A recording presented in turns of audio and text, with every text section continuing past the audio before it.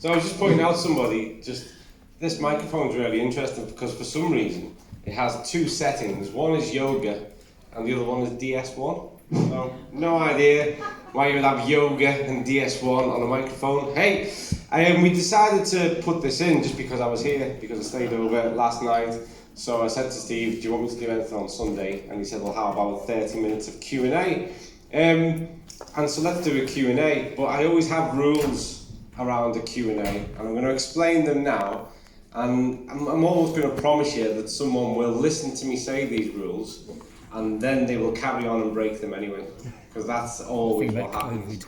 So first of all, I can't answer questions about individual medical cases, okay? I don't know their background, I don't know their pathology, I don't know their tests, and what will happen is you will either describe them third hand, or you will describe a part of it and say, well, will this fix that?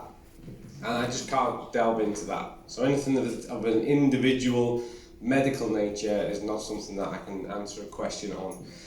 So don't be offended if you do then persist with that question and I go, actually I can't answer that. But what I'm happy to answer questions about is broader things about health, anything that's related to the product explanation, whatever that kind of stuff is that relates to what we do, feel free to ask a question. And if you have a question, experience has taught me there's probably somebody else in the room, at least one, maybe 10, who'd like to know the answer as well. So this is the other one, don't say, I'm not going to ask in front of everyone. And then at the end, when I'm trying to leave and someone else is trying to get on stage, you go, can I just ask you a quick question? I didn't want to ask in front of everybody else. And then there's a queue around the room of those quick questions that you didn't want to ask in front of everybody else. Okay? So, I know that there is, Nigel wants to ask a question, so I'm going to go to you because you can start us off, and then we'll go from there.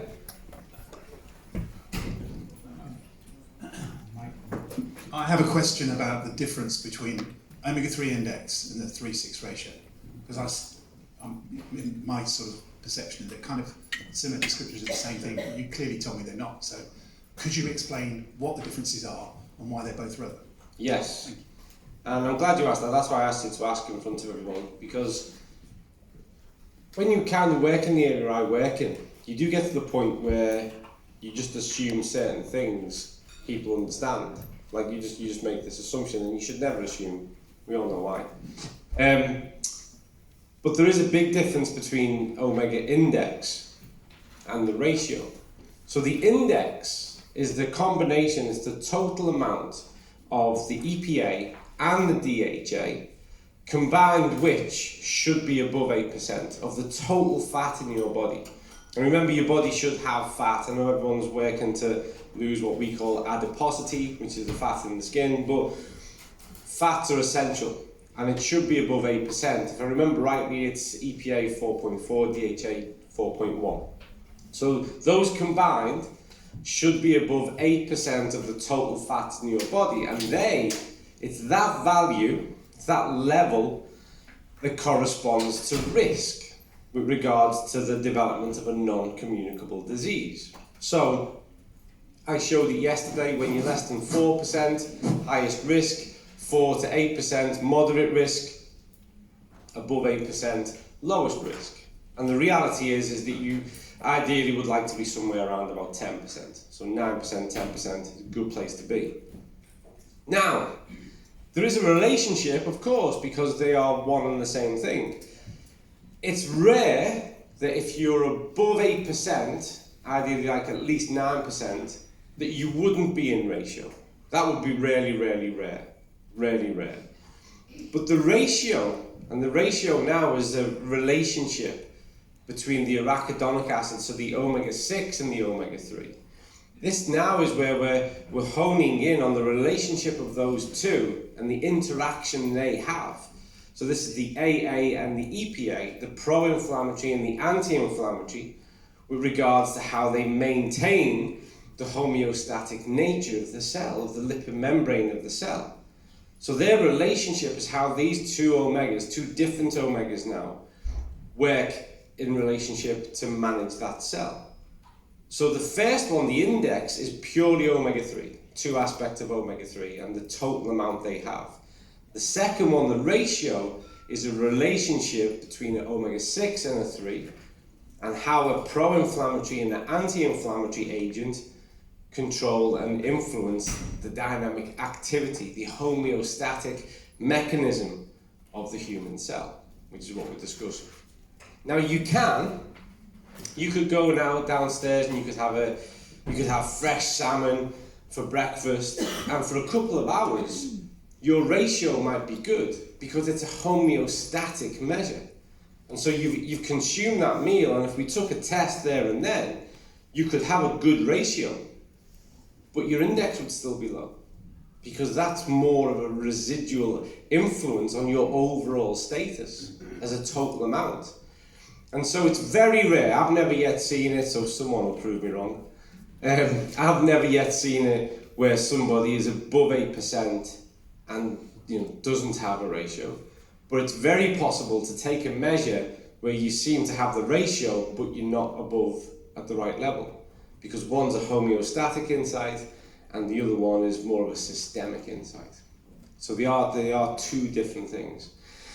And two different scientists would give you two different answers. But as it's me on the stage, I'm going to tell you that really always focus on the index first. Because if you get that above 8%, 9%, it's going to directly or vicariously, it's going to look after the ratio anyway. When people get really focused just on the ratio and achieving that, well, I can do that. I can take you downstairs now, give you mouthful after mouthful of salmon. The fact is, it only lasts for about 20 hours. So focus on the index, okay? The ratio is important. It's really important. It has everything to do with the health of the cell. But that's it's almost like me saying to you, this might be a bad example, is that you want to be strong and you want to be mobile. And so you'll go to the gym and do exercise. So you focus on the quality of the exercise because that's going to give you the strength and mobility. So you focus on the index because that's going to give you the ratio. If I just focus on going to the gym because I want to be strong, I'll probably just hurt myself. I'll probably pick up something I can't do.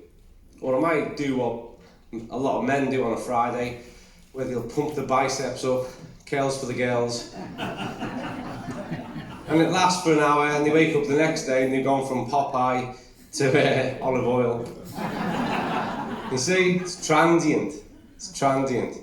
Focus on consistency, quality, maintaining that index, that level, and then you're going to be okay with your ratio. Everyone happy with that description? Okay, Steve? Well, there's one at the back and then we'll come forward to this lady. Hi, just a quick question. One of my friends, she did a test. It's a very generic question, it's not about her. And she's pregnant, and apparently she said that the ratio should be lower because she's pregnant. So my question is, how does it work if the pregnant lady does the test? Well, we've got a lot of information about pregnancy on the website that you can access. But I also know that's not true, because the ratio, if anything, more focus should be on maintaining the ratio when you're pregnant, because then that's what's going to feed through and nurture the child. So no, the ratio shouldn't be less. No. Oh, crazy. Why do people think these things? It's mad, isn't it, what people think? It's like humans are mad. So at a time when you're not only responsible for your own health and wellness, but this brand new child that's nurturing your womb, then your inflammatory markers should be higher, and that's okay. I mean, I understand why there would be a central drive, because there's so much change taking place and there's a much more of a, what we call a biological load or strain on the system, but that's why you should adjust the other way. And that's why some of the better health organisations around the world adjusted their guidelines in the past 3 or 4 years to not only more or less insist that women take an omega-3 supplement during pregnancy, but also modified the levels that they should consume, which is to address that factor. Because obviously that's a point that you want to optimise your own health, because you're the vessel within which you're going to nurture new life. So yeah, but we have a lot of information available on the website where you can read it through. Emily did an incredible job, so please have a look at that as well. Steve, there's this lady and then this gentleman. It speaks also about Rosa's mental health. How would you explain it? I mean, mental health, one, we've got to stop using the term on the test. Or mental strength, we say, don't we? We've got to stop using that term. When I first joined Indian, I was like, what do you mean by mental strength? And they explained it to me, and I was like, okay, that's not what the rest of the world thinks when you say mental strength. So we do need to change that, and we are going to work on that. Emily and I both dislike that immensely. Are you discussing, what's the question with regards to context of mental health? Yeah. It's really complicated, isn't it? You probably noticed, but the world's gone mad. That's hard, isn't it? Like the world has genuinely gone mad. I find it fascinating. I don't watch the news. I avoid it at all costs. And so people are dealing with personal circumstances, health circumstances, social circumstances, global circumstances. They are tuned into their phones that show them a fake reality that they know is fake, but they can't get past the fact they know it's fake, and they still buy into it and aspire to it and break themselves because they compare themselves to it. So even though they know it's not real, or it's a 10-second insight to someone's life and the rest of the day is not that, people still feel like measured by it and pushed by it. So you've got that in the pocket, then you've got all the craziness in the world, and so it's tough, isn't it? Personally speaking, I and always have, take a very actively philosophical approach. First of all, is to overcome yourself. You should challenge yourself every day, do something hard. And for me, it's always either exercise or something of that ilk, but do something challenging every day so that you can prove to yourself you can overcome yourself. Because actually my job for the past 30 years, it seems glamorous, but all I've been doing, and I've said this plenty of times publicly before, I just help people get out of their own way. That's all I do. When you tell me I struggle to stop eating this, I just help you get out your own way. That's all I do. When someone struggles to exercise, to train, to whatever it is. And so every day, if you embrace something that is a challenge, the minute you go, this is tough, that should be all the reason you need to do it. So if it's horizontal rain and you're meant to go for a run, and you could buy into your excuse and go, well, it's raining and it's cold, so get your shoes on and run, because you're meant to run today. And if you do it, you're going to overcome yourself and you will be better for it. And you start to galvanise the mind. And so that's powerful in the context of mental health. Don't watch the news. Like, literally stop watching the news. It's propaganda. In any country you go to, we're all getting fed our own version of a lie. Just don't watch it. You can't control any of it anyway. You know, anything that's outside of your control, why would you stress about it? You literally can't do anything about it. So stop watching the news. Don't read newspapers, they're even worse. And then think the physiological things. 67% of your body is water. Drink the stuff and stop saying stupid things like it's boring or I don't like it. You know what I mean? You're adults. Drink water. 67% of your body, you need it. It's the superhighway of every process. And then obviously it can come right back to balance oil. Not because I'm being the product guy, but because 60% of your brain is fat and 20 to 25% of that should be constituted from the DHA. It's an essential component of how you function cognitively. And if you want to do something differently, you have to be able to think differently about it. You've got to be able to take a different look at life, to change things and to manage things more proactively for yourself. And so you've got to just back yourself. You've got to have good habits. You've got to protect them. You've got to be consistent. And you've got to be determined. So ask yourself at any time, am I investing in a reason or an excuse? And be honest with yourself. So I don't feel great. So what? Imagine if we all waited for it to feel 100% great before we did anything. We'd spend our whole lives waiting.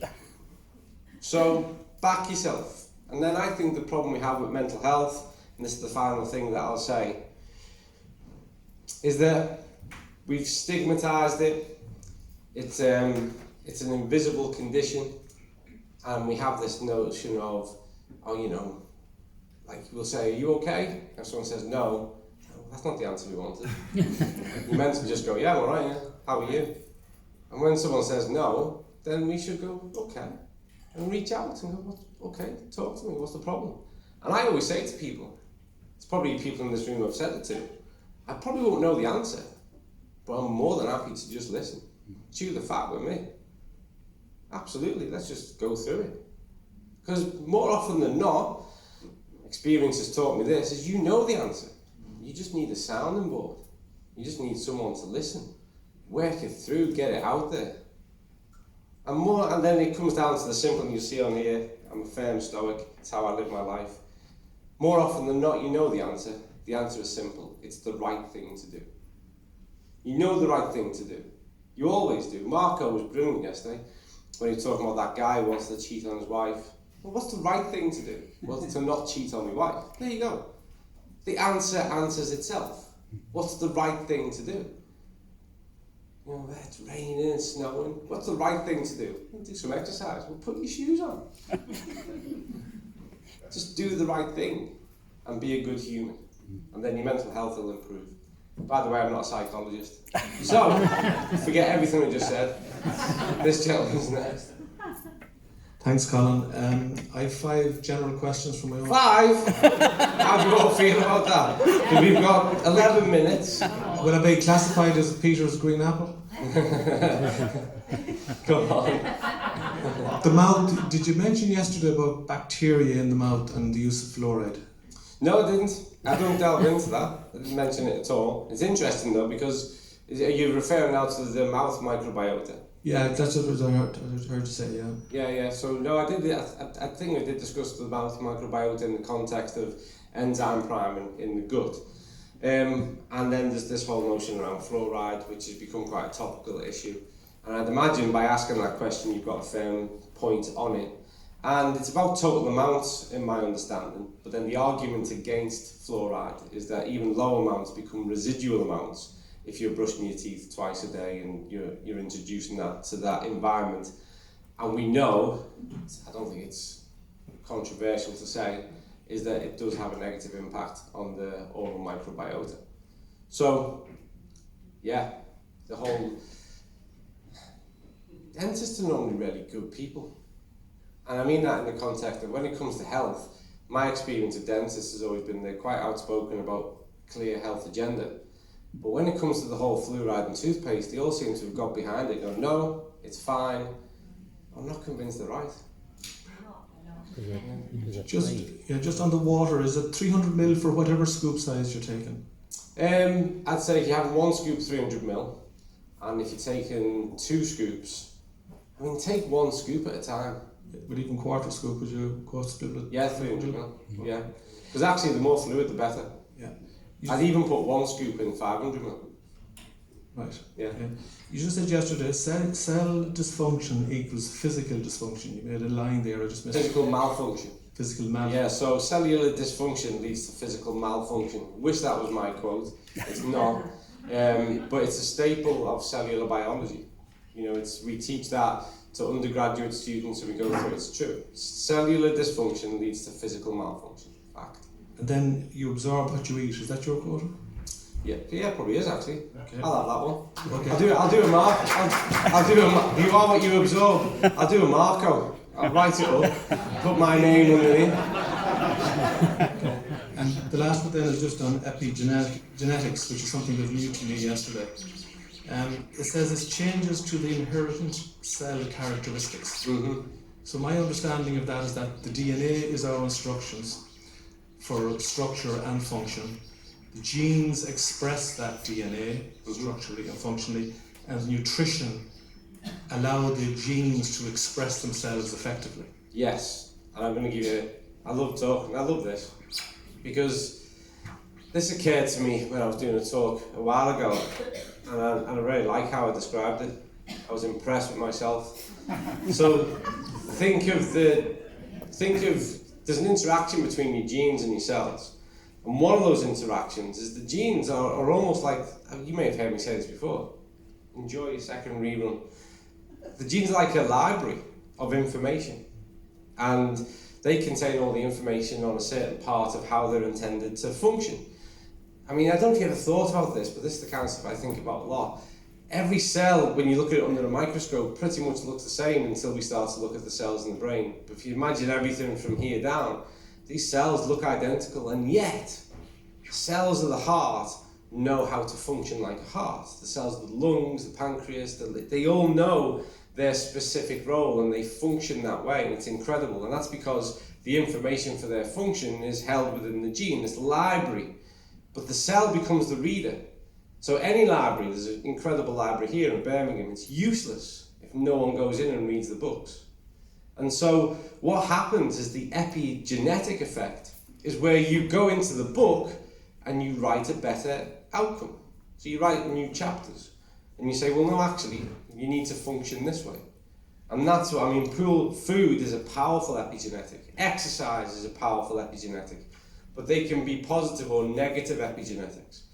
And powerfully positive ones are where you're having foods that are rich in phytonutrients and antioxidants and packed with vitamins and minerals, and you're getting good sources of protein. So this is all really powerful, positive epigenetics that literally starts to write new coding, which is then expressed as a new and better version of you. And there's a relationship between the DNA and the RNA, which is the replicable aspect of this. And it's powerful. You can rewrite it. You can create the version of you that you want to be just by being consistent with your choices. So epigenetics is it's the essential part. It's what we should teach children in school.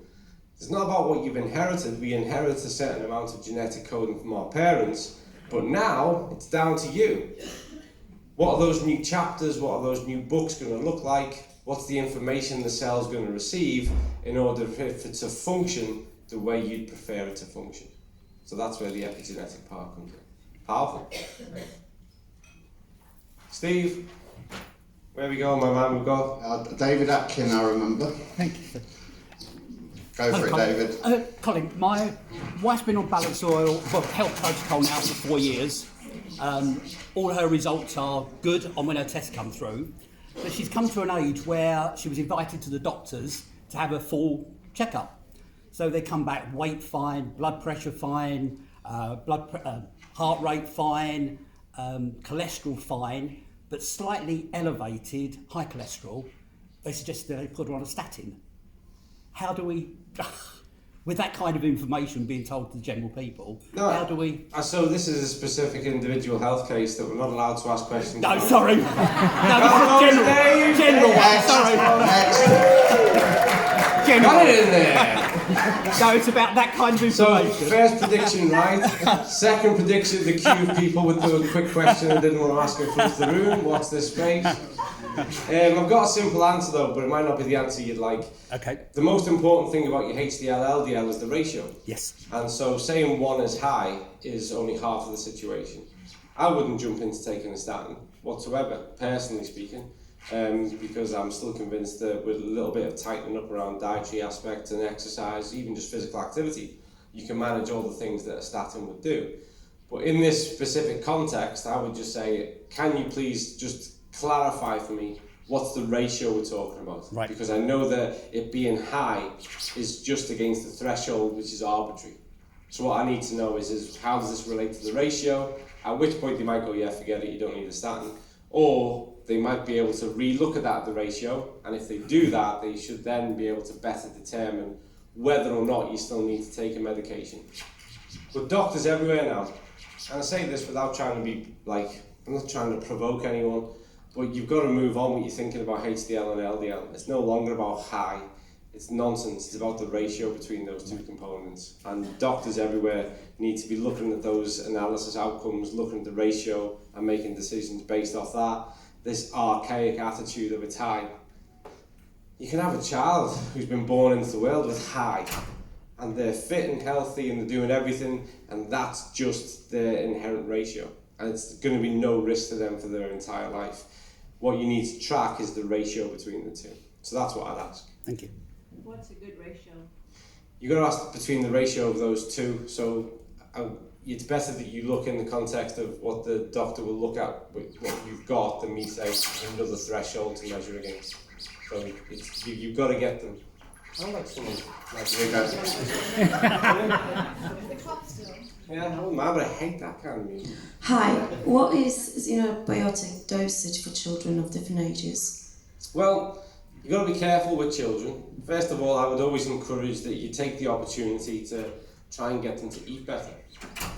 And I'm leaving it really, I can say whatever I want. I've got no time for passive parenting. When parents come to me and they go, I just can't get them to eat broccoli, and I go, well, be a parent.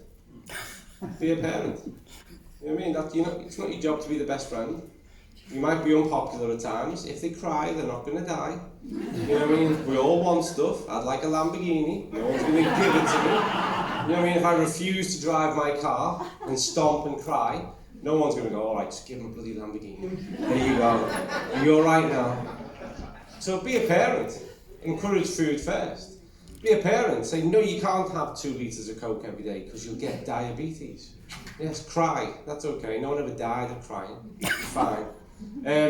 So I would actually take the food approach first. And then when it comes to dosaging, just really, because if we're going to get real, it can be a challenge, and diets can be inconsistent. It's about what we can access as well. But within certain set ranges, I would actually say anywhere from age of kind of like 4 to 10, I'd say even half a scoop a day is going to be incredible. And then if you're going to go 10 to 16, if you're getting them up to taking a scoop a day, maybe scoop and a half, and then 16 upwards, treat them like an adult. But seriously, people, we're all about this health mission of bringing about change in the world that the world needs. Start to build our children to have a better relationship with food, and be strict, because what you permit, you condone. So if you back off, they're only going to be as strong as your weakness. So if you back off, then you create a gap for them to go into. And on my watch, none of my children have ever gone to any of those high street burger places, pizza places, all that. And people told me, the kids in the class will, pick on them, and they get bullied, and they feel left out. It's like, good, it's character forming. I mean, they'll have to get resilient then, won't they? That's the way it goes, but it never happened. It's all like mythology. Of course they never got bullied. Like kids are going, we're all going to go and pick up Seamus because he doesn't eat burgers. Nonsense, isn't it? I mean, it's ridiculous. And then parties that are held at these places, if the parents say we're going to go off to such and such burger place because we're having a kids' party, just say, well, no, that's not where we go. Or you're happy for them to bring their own packed lunch and sit in. I refuse to call it a restaurant. Not a bloody restaurant, is it? If that's okay, they can go along. But you've got to be strict about it. And it doesn't make you extreme. You're not a radical just because you don't want your children to be crap. You're a parent. I mean, the same way you wouldn't push them into traffic. You wouldn't. Take your odds, see what it's like. Colin, one more question here before we finish. Thank you, Geraldine. Hi, Colin. I've heard of so many causes of blood pressure, so, talk about stress, inflammation, the arteries. What is causing high blood pressure? All of those things. You're right. I mean, look at any of the studies that have been done on it that just looks at different causes of psychological stress. I mean, blood pressure, remember, in fact, what's that music?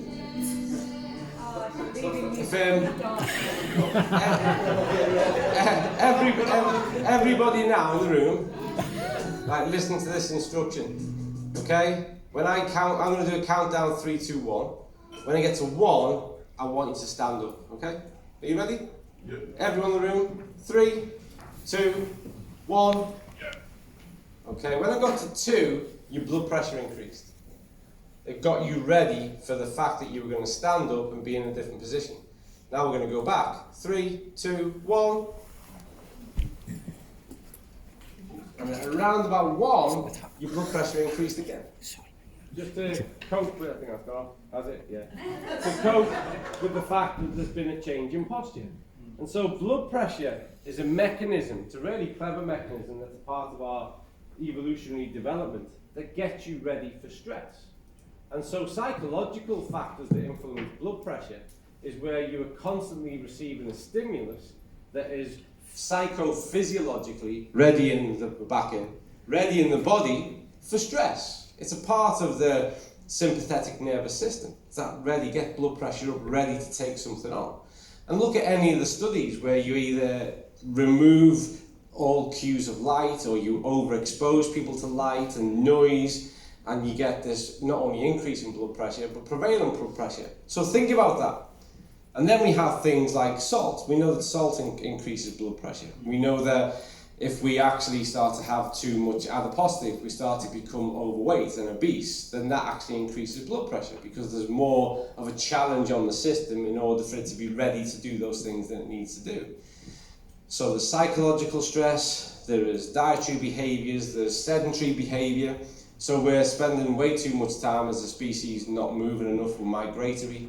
We all sit down all day, and don't get me wrong, sitting down's okay, but you've got to recognise that when you're sat down, low levels of inflammation start to build up, particularly within the gut actually. And this in itself, inflammatory markers go high, and as a part of the method of mechanistically managing that, your blood pressure goes up a little bit. So you get an increase in pressure to cope. So there's lots of things that we do that have a negative impact on our blood pressure. And that's why some people say exercise is bad, because when you start exercising, you get a spike in blood pressure. You go, yeah, for about 3 seconds. And then it backs off. It's because you've changed that active status again. But actually, constantly...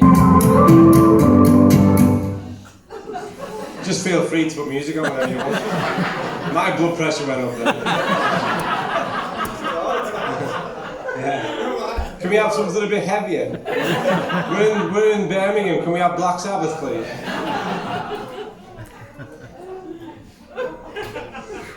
And so, all of these things, a lack of physical engagement, diet that's high in salt, that's high in trans fats, that are high in sugars, lack of movement, and again, psychological distress. And I've got to leave now, I'm already over time, typical. But way off topic for what I can talk about, but because it's come up 3 times now, and I've lived on the planet for half a century, and I've seen most of it. Best advice I can give to you is stop investing your time and concerns in things that you can't control. They're lunatics. You'll never understand their motivations. They do this stuff relentlessly. They can't even help themselves. All you can ever do is focus on your own life, what you can do, and try and take something from every day. Try and take something from every single day. Focus on you, focus on that, move more, drink more water, make better food choices, and try and make people happy. You find it's contagious. That's all I have. Thanks for your questions.